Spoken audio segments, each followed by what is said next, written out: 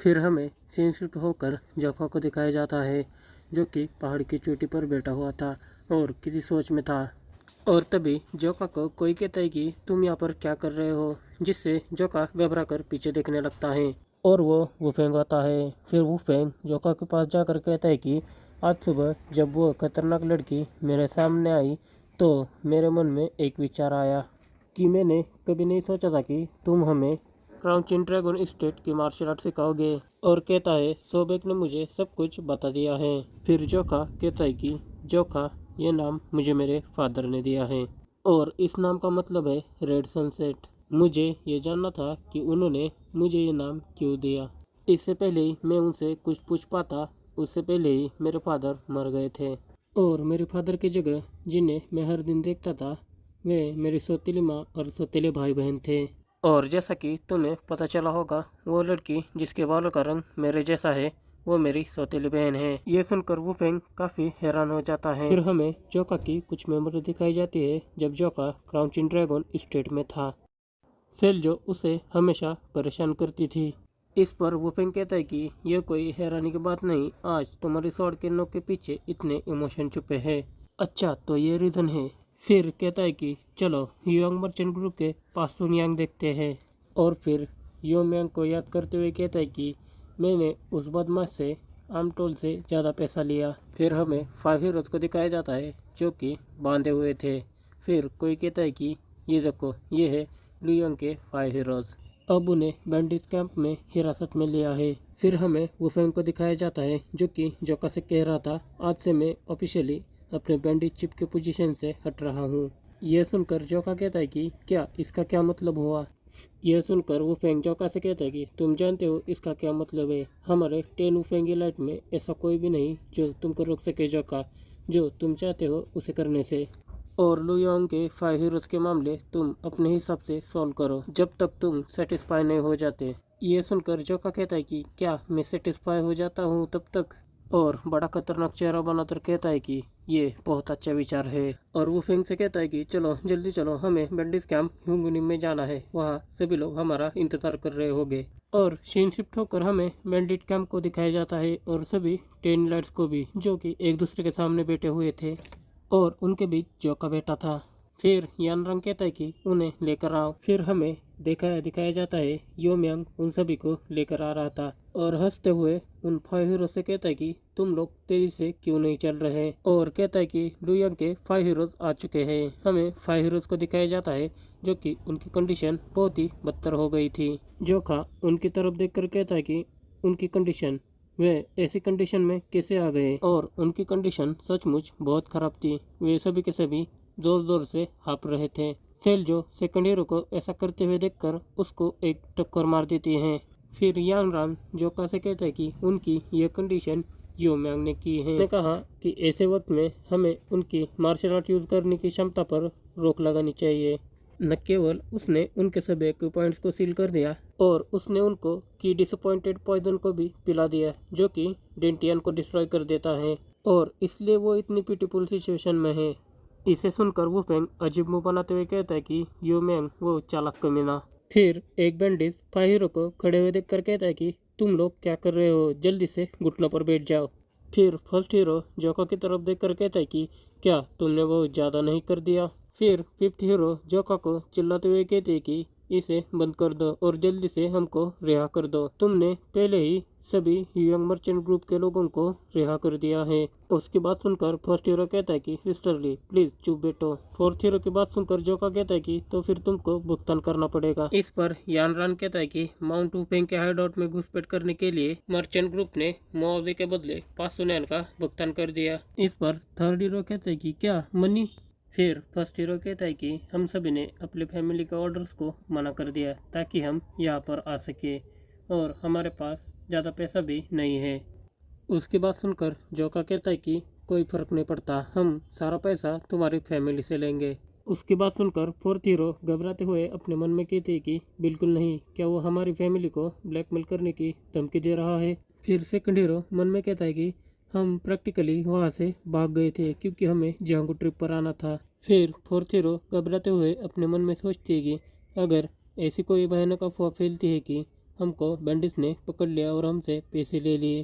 अब हमारा फ्यूचर पूरी तरह से जांगू पर डिपेंड है, और अगर उन्होंने ऐसा किया तो हम पूरी तरह से बर्बाद हो जाएंगे। फिर फिफ्थ हीरो जोका से कहते हैं कि तुम बहुत कमीने हो, और कहती है क्या तुमको लगता है कि तुम ऐसा कर कर सेफ रहोगे। और चिल्लाते हुए कहते हैं कि अगर मेरे फादर या मेरे ग्रैंडफादर को इस बारे में पता चला तो यह माउंटेन 2 टुकड़े में बिखर जाएगा। उसकी बात सुनकर सेकंड लीडर कहता है कि मिस, हमारे पास क्या पैर नहीं है? अगर टॉप 10 मार्शल आर्ट फैमिली अलाय बनकर यहाँ पर आने के लिए निकल गई तो। उसकी बात काटते हुए जोका कहता है कि तब तक तो हम शायद बहुत पहले ही चले गए होंगे। जोका की बात सुनकर सभी बैंडिट्स अपनी स्वॉर्ड निकालकर उन सभी हीरोज के गर्दन के ऊपर रख देते हैं। फिर जोका बड़ी खतरनाक स्माइल देकर कहता है, लेकिन पीछे केवल तुम लोगों के सर ही बच जाएंगे। वे सभी उसकी बात सुनकर बहुत घबरा जाते हैं। फिर जोका हंसते हुए कहता है कि अब जल्दी से बताओ, इससे पहले तुम्हारा सिर तुम्हारी बॉडी से अलग हो जाए। मुझे अपनी फिरौती बताओ। फर्स्ट हीरो की तरफ हाथ करते हुए कहता है कि पहले तुम बताओ। फर्स्ट हीरो डरते हुए कहता है कि मेरी फैमिली अमीर नहीं है, इसलिए 500 भी बहुत बड़ी मोटी रकम है। इस पर जोका कहता है कि ठीक है, अब नेक्स्ट। जोका को ऐसा बोलते हुए देखकर वे दोनों बहुत हैरान हो जाते हैं। इस पर सेकंड हीरो कहता है कि मेरे लिए 300। फिर जोका हाथ हिलाते हुए कहता है कि 300, चलो ठीक है, अब नेक्स्ट। इस पर थर्ड हीरो कहता है कि क्या मैं किसी तरह 200 तक जा सकता हूँ? फिर साइड वाला बंदा कहता है कि मुझे बीच में बोलने के लिए माफ कर दो, लेकिन क्या आप मेरा किराया 200 से कम कर सकते हो? इस पर जोका आलस देते हुए कहता है कि कोई फर्क नहीं पड़ता, अब नेक्स्ट। फिर फिफ्थ हीरो कहते हैं कि क्या मैं 100 तक जा सकती हूँ? इस पर यान रंग कहता है कि उसने कहा है कि ठीक है, अब नेक्स्ट। फिर जोका उठते हुए कहता है कि यस, आखिर एक के लिए। आखिर क्राउचिंग ड्रैगन स्टेट की बड़ी बहन कितना खर्च कर पाती है? सेल जो बड़े एटीट्यूड में कहती है कि ऑफ कोर्स मेरे लिए भी 100, और मन में कहती है कि वह कमीना हमारी फैमिली का सामना करने की हिम्मत नहीं कर सकता, इसलिए वह हमें इस तरह अपमानित करने की कोशिश कर रहा है। इस पर जोका हंसते हुए कहता है कि तुम्हारे लिए यह कीमत स्वीकार नहीं है। फिर सेल जो चिल्लाते हुए कहते हैं कि क्या तुम भूल गए हो कि तुमने मुझ पर पहले से ही स्वॉर्ड तानी हुई है? क्या तुम पूछ रहे हो कि मैं एक अकेले व्यक्ति हूँ जिसे कि 300 का भुगतान करना पड़ेगा?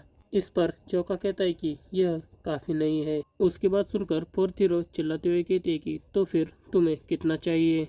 इस पर जोका कहता है कि 1000 सिल्वर नियांग्स।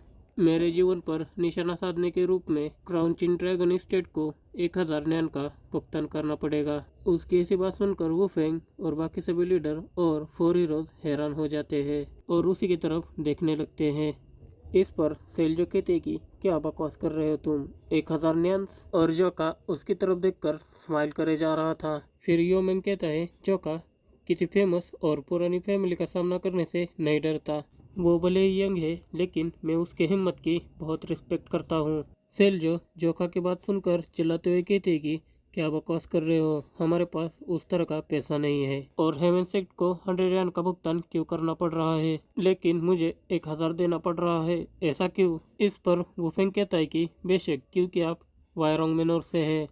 उसकी बात सुनकर सभी लीडर उसकी तरफ बड़े अजीब तरह से देख रहे थे। जोका सेल्जो की बात सुनकर कहता है कि अगर तुम्हारे पास पैसे नहीं तो बेहतर होगा तुम मजदूरी कर कर अपना भुगतान कर दो, या फिर योमेंग से शादी कर लो और उसकी खुशी के लिए घरेलू कामकाज कर लो। जोका की बात सुनकर योमेंग हंसते हुए कहता है कि क्या मैं?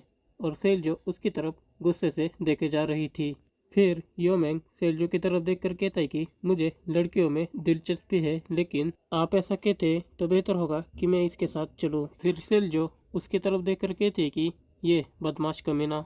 और जोका टेबल पर हाथ मार कर कहता है कि अब कीमतें तय हो गई है, अपने फैमिली को लेटर लिखो और बेहतर होगा कि तुम अच्छा काम करो जब तक तुम सब यह नहीं चाहते कि लेटर की जगह तुम्हारा सिर घर भेजा जाए। और सभी लोगों की रस्सियाँ खोल देता है। रस्सियाँ जैसे ही खुलते सभी तुरंत ही अपने अपने फैमिली को लेटर लिखना शुरू कर देते हैं। फिर एक बंदा वुफेंग के कान में कहता है कि अरे, मुझे लगता है कि वो कमीना जोका वह न केवल मार्शल टैलेंट के साथ पैदा हुआ था, बल्कि उसका स्वभाव भी बैंडिट जैसा है। यह सुनकर वुफेंग कहता है कि हाँ, मैं इससे सहमत हूँ। इस पर वारयंग वुफेंग से कहता है कि मुझे हैरानी है कि क्या यह ठीक होगा। अब से अपोनेंट ये सिर्फ कुछ बच्चे नहीं हैं, बल्कि पुराने मुरिम की फैमिलीज है। जो का भी उसकी बात सुनकर कहता है, मुझे पता है, मुझे लगता है चीजें आज से बड़ी दिलचस्प होने जा रही है। लियोंग के फाइहुरस के कारनामे को लेटर के द्वारा भेज दिया गया। फिर वो लेटर देने वाला बंदा जल्दी से लेटर देकर वहाँ से भागने लगता है। उसके बाद वो 8 इमॉर्टल सेक्ट में जाता है, फिर ग्रेट नेचुरल सेक्ट में भी जाता है, उसके बाद 7 सन सेक्ट में जाता है और लास्ट में वायरोंग मिनर में जाता है। जैसे ही वो वहाँ पर लेटर देने जाता है, उसे किसी औरत की चिल्लाने की आवाज़ आती है। वो लेडी चिल्लाते हुए कहती है, तुम्हारा भाई क्या कर रहा है? और वो एक आदमी को लेटर देकर वहाँ से भाग जाता है। फिर हमें मिस बेक को दिखाया जाता है, जो कि जोका की सौतेली माँ है। वो कहती है सेल्जो को वो अभी भी नहीं ढूंढ पाया। इस पर मोबेक कहता है, मैं क्षमा चाहता हूँ माँ, हम हर जगह देख रहे हैं, लेकिन क्रिम्सन डेथ स्ट्रॉन्ग होल्ड कहे जाने वाले इस बैंडिट ग्रुप का अब कोई भी निशान नहीं बचा। और गुस्सा होते हुए मन में कहता है कि सेल्जो को घर से क्यों भागना पड़ा, किसी बेवकूफ़ी भरी वजह से, मैं ही उसकी वजह से सारी मेहनत कर रहा हूँ। और कहता है बस एक बार तुम पकड़ी जाओ। फिर एक सर्वेंट दरवाज़ा खोलते हुए कहता है कि मैडम। इस पर मिस बेक गुस्सा होकर कहती है कि क्या तुम देख नहीं सकते कि मैं एक बातचीत के बीच में हूँ? और घबराते हुए कहता है कि मुझे माफ़ कर देना मैडम, पर यह सिर्फ किसी आदमी ने मुझसे कहा कि यह ज़रूरी है कि मैं इसे आपके पास लाऊं। और उसके हाथ से लेटर गुस्से में लेते हुए कहते हैं कि अगर ये ज़रूरी नहीं है तो तुम्हारा काम हो गया। फिर वो लेटर को पढ़ती है और उन दोनों को दिखाते हुए कहती है कि ये क्या है, और अजीब सी शक्ल बनाते हुए कहती है कि सेल्जो वो छोटी बच्ची, इस बार सचमुच उसने कुछ ऐसा कर दिखाया। फिर वो नीचे गिर जाती है। सबसे छोटा लड़का उसके पास आकर कहता है कि मदर। फिर मुबेक लेटर पढ़ते हुए कहता है कि न केवल उसे 5 स्ट्रॉन्ग होल्ड के द्वारा कब्जा कर लिया गया है, बल्कि हमें भुगतान करना होगा 1000 न्यांग। और अपनी माँ की तरफ देखते हुए कहता है कि इसके अलावा इस लेटर में कहा गया है कि लियांग के सभी 5 हीरोज को बंदी बना लिया गया है। और कहता है हमें सभी फैमिली से कांटेक्ट करके उनसे चर्चा करनी चाहिए। फिर मुबेक कहते हैं कि उनके साथ चर्चा करें या फिर क्या। यह सुनकर मुबेक घबराते हुए कहता है कि मुझे माफ़ कर देना माँ। इस पर मिस बेक चिल्लाते हुए कहती है, अगर हम उनके साथ चर्चा करें तो 1000 न्यांग क्या आसमान से गिरने वाले हैं? फिर सबसे छोटा कहता है कि मदर। फिर से मिस बेक चिल्लाते हुए कहते हैं, मैं इस यौन से थक गई हूँ और बीमार हो गई हूँ। सफाई करना हमेशा मेरे ऊपर ही क्यों होता है, इन यौन द्वारा की गई गड़बड़ियों के बाद। फिर वे दोनों भाई यह बात सुनकर काफ़ी हैरान हो जाते हैं। तभी एक औरत कहती है कि मैडम। तभी वे सर्वेंट उस औरत को इशारा करते हुए कहता है कि यहाँ से चली जाओ। तभी वो औरत कहती है, बीच में बोलने के लिए मुझे माफ़ कर देना मैडम, लेकिन वहाँ पर एक लेटर था लियांग के 5 हीरोज के सभी फैमिली से हेवन सेक्ट में इकट्ठा होने का। इस पर मुबेक मन में कहता है कि मैं जानता था, उन्होंने कार्रवाई शुरू कर दी। अंत में द 5 ऑर्थोडॉक्स मुरिम हाउस होल्ड को दिखाया जाता है। फिर हमें 5 फैमिलीज को दिखाया जाता है जो कि हेवन सेक्ट में इकट्ठा हुए हैं और सभी एक दूसरे को घूरे जा रहे थे। फिर मिस बेक कहती है कि कुछ कहो, इस समय हमें क्या करना चाहिए? इस पर ग्रेट नेचर सेक्ट के लॉर्ड कहते हैं, हमारे बच्चों की सेफ्टी सबसे पहले होनी चाहिए, और क्या हमें पैसे नहीं मिलने चाहिए? इसकी बात सुनकर मिस बेक कहती है, क्या आप इस मामले में बहुत लापरवाह नहीं हो रहे? इस पर नेचर सेक्ट का लॉर्ड कहता है, मुझे माफ़ कर दीजिए। फिर मिस बेक कहती है, आप सभी को केवल 100 न्यांग लाने की ज़रूरत है, लेकिन हमको 1000 न्यांग देने को कहा है। इसके अलावा एक 100 न्यांग भी कोई छोटी रकम नहीं है। यहाँ हेवन सेक्ट के अलावा और कौन है? क्या इतना पैसा अभी निकाला जा सकता है? फिर नेचर सेक्ट की लेडी कहती है, यहाँ सबसे ज़्यादा आपकी बेटी की पर्सनैलिटी सबसे अच्छी है। ये स्पष्ट है कि हालात इस स्थिति तक इसलिए पहुंच गए हैं क्योंकि आपकी बेटी ने सबसे पहले बैंडिट से लड़ाई की थी। इस पर मिस बे कहते हैं कि क्या? फिर सेक्ट लीडर अपनी वाइफ को रोकते हुए कहते हैं कि किसी भी तरह हमारा बेटा हमारी सबसे पहली प्रायोरिटी है, इसलिए हमने उन्हें भेजने के लिए पैसे जुटाने का निर्णय लिया था। इस पर इमॉर्टल सेक्ट के लीडर कहते हैं, हम भी यही करने जा रहे हैं। इस पर मिस बेक चिल्लाते हुए कहते हैं कि आप सभी क्या कर रहे हो? The 5 great household of the orthodox मुरिम कि फैमिलीज यहाँ पर है और आप सभी लोग उन बैंडिट के सामने घुटने टेक देना चाहते हो। इस पर कोई दरवाजा खोलते हुए कहता है कि सब लोग शांत हो जाओ, हम कभी भी उन बैंडिट के सामने नहीं झुकेंगे। और ये होता है हेवन सेक्ट का लीडर डी योन आई के। और फिर कहता है हालांकि बच्चों को पहले सुरक्षित करेंगे, उसके बाद हम उन पर हमला करेंगे। इस पर इमॉर्टल सेक्ट के लीडर कहते हैं कि हेवन सेक्ट लीडर, लेकिन हमारी फैमिली में जो बच्चे सबसे टैलेंटेड थे उनको ही बंदी बना लिया है, तो इसका मतलब ये है कि वे सभी मार्शल आर्टिस्ट है। और फिर हेवन सेक्ट के लीडर से कहते हैं कि क्या आप इतने पावरफुल है कि अकेले ही फाइव हीरोज को हरा सके। उसकी बात सुनकर हेवन सेक्ट का लीडर कहता है कि इसलिए तो मैं आगे आ रहा हूँ। ये सुनकर मुबेक कहता है कि आपका क्या मतलब है। इस पर हेवन सेक्ट का लीडर कहता है कि सबके लिए एक रिप्रेजेंटेटिव चुने, और मैं हेवन सेक्ट को लीड करते हुए 5 पीक स्ट्रॉन्गहोल्ड में जाऊंगा। उसकी बात सुनकर सभी लोग हैरान हो जाते हैं और कहते हैं कि क्या heaven sect leader himself bandit के रेड को लीड करने वाले हैं। इस पर मिसबेक कहते हैं कि बहुत अच्छा, अगर सबसे स्ट्रॉन्गेस्ट मार्शल आर्टिस्ट में से एक शामिल हो रहा है तो उन बैंडिट्स का खात्मा हो जाएगा। मुझे अब सेल्जो के बारे में चिंता करने की कोई ज़रूरत नहीं है। फिर हमें एक लेटर को दिखाया जाता है और एक बंदा कहता है कि इस बीच एक हेवन सेक्ट के बनने में। फिर वो लेटर पढ़ते हुए कहता है कि क्या सोमिन, तुमको 5 पीक माउंटेन में कुछ बैंडिट्स ने बंदी बना लिया है, और ये होता है हेवनली सॉर्ड सुप्रीम ली योईजांग। फिर हमें मुबेक को दिखाया जाता है जो अपने घोड़े पर सवार होकर कहीं जा रहा था। फिर वो एक मेंशन के पास जाकर रुक जाता है। उस मेंशन पर लिखा था हेवन सेक्ट। फिर वो मन में कहता है कि 5 पीक स्ट्रॉन्गहोल्ड पर रेड करने वाली टीम आज तैयार हो जानी चाहिए थी, तो हेवन सेक्ट के लीडर ने मुझे आज दोबारा क्यों बुलाया है।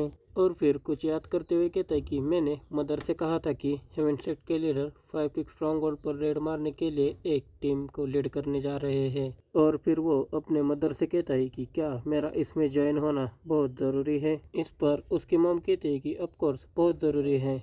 और फिर हंसते हुए उसकी तरफ देखकर कहती है तुम्हें लड़ाई में अपनी स्किल को दिखाना बहुत ज़रूरी है और हेवन सेक्ट के लीडर को इम्प्रेस करना है, क्या तुम समझ गए। इस पर मुबेक कहता है कि सभी सीनियर लोग गार्ड बनकर अपने अपने काम करने चले गए हैं और मैं करंटली एक ही व्यक्ति हूँ जो वायरंग मिनर के गुइड का मार्गदर्शन कर सकता है। इस पर मिसबेक चिल्लाते हुए कहते हैं कि इससे क्या फर्क पड़ता है, तुम्हारे पास स्योंगबेक है। फिर मुबेक कहता है कि वे किसी को भी सिखाने के लिए काफ़ी नहीं है। फिर मिसबेक कहते हैं जो भी हो, इस पर आगे बात करने का कोई भी मतलब नहीं। हेवन सेक्ट लीडर तुमसे उस रेड के मैटर में फिर से मिलना चाहते हैं, तो अपनी बकवास बंद करो और उससे मिलने जाने के लिए तैयार हो जाओ। फिर सीन प्रेजेंट में आता है और मुबेक अपने मन में कहता है कि मैं एक बार फिर से अपनी माँ से नहीं जीत सका। फिर अपने घोड़े से उतर जाता है। उसे देखकर एक आदमी कहता है कि क्या आप वायरोंग मेनोर से हैं। मुबेक नीचे उतर कर कहता है कि हाँ। फिर वो दरवाज़ा खोलते हुए कहता है कि आपका स्वागत है, हेवन सेट के लीडर आपका इंतज़ार कर रहे हैं। फिर मुबेक अंदर जाकर एक हॉल के दरवाजे को खोल देता है तो वहाँ पर कुछ और ही लोग बैठे हुए थे। फिर मुबेक उन लोगों को देखकर कहता है कि ये लोग तो लुयांग के 5 हीरोज़ के फैमिलीज नहीं है, पर ये लोग तो वो फैमिलीज है जो लुयांग में बहुत फेमस है, पर ये लोग यहाँ पर क्या कर रहे हैं। फिर सेक्ट लीडर मुबेक की तरफ देखकर कहता है कि ओह तो तुम आ गए। फिर मुबेक अपनी रिस्पेक्ट शो करते हुए कहता है कि मेरा नाम मुबेक है और मैं वायरोंग मिनर से हूँ। उसकी बात सुनकर सेक्ट लीडर हंसते हुए कहते हैं कि मैं पिछली बार ठीक से देख नहीं पाया क्योंकि मैं तुम्हारे माँ के गुस्से को शांत करने में बिजी था, लेकिन सचमुच तुम बहुत हैंडसम हो और मैंने तुमको यहाँ बुलाया है क्योंकि मुझे तुमसे एक मामले में बात करनी है, तो आओ बैठकर बात करते हैं। लीडर की बात सुनकर मुबेक कहता है कि ठीक है। फिर मुबेक बैठते हुए कहता है कि मुझे माफ़ कर देना लीडर, पर क्या आप 5 पीक स्ट्रॉन्गहोल्ड में नहीं जा रहे। इस पर लीडर कहते हैं कि हाँ, ऐसा नहीं है कि मैं जाना नहीं चाहता, लेकिन मैं ऐसा नहीं कर सकता, मैं किसी भी तरह से वहाँ पर नहीं जा सकता। इस पर मुबेक कहता है कि तो फिर हेवन सेक्ट में से कौन शामिल होने वाला है। तभी हेवन सेक्ट लीडर हाथ उठाकर कहता है कि मैं एक आपसे बात करना चाहता था जो कि उससे भी ज़्यादा बहुत इंपॉर्टेंट है, और मैं आप सभी से विनती करता हूँ कि ये बात किसी को भी मत बताना, और मैं आप सभी से एक बात करने जा रहा हूँ। यह बात सुनकर सभी लोग लीडर की तरफ सीरियस होकर देखने लगते हैं। फिर सेवन सेक्ट लीडर कहता है कि लास्ट नाइट मुझे एक मैसेज मिला कि योमैंग कल्ट फिर से मुरी में आ गया है। लीडर की बात सुनकर मुबेक हैरान होते हुए कहता है कि क्या योमैंग कल्ट फिर ये आदमी, जिसका कि नाम मुझे मालूम नहीं है, शायद आगे चल के बताया जाएगा, ये कहता है कि क्या 20 साल पहले उनको देखा था, वो वापस कैसे आ गए। उसकी बात सुनकर लीडर कहते हैं कि मैं भी इस पर विश्वास करना नहीं चाहता था, लेकिन योमेंकल्ट के साथ लड़ाई पर रिपोर्ट देखने के बाद, लेकिन उस रिपोर्ट में कुछ ऐसी डिटेल्स थी जिनसे मुझे यकीन हो गया कि खबर सच है। फिर हमें उसी डायमेंशनल पोर्टल को दिखाया जाता है।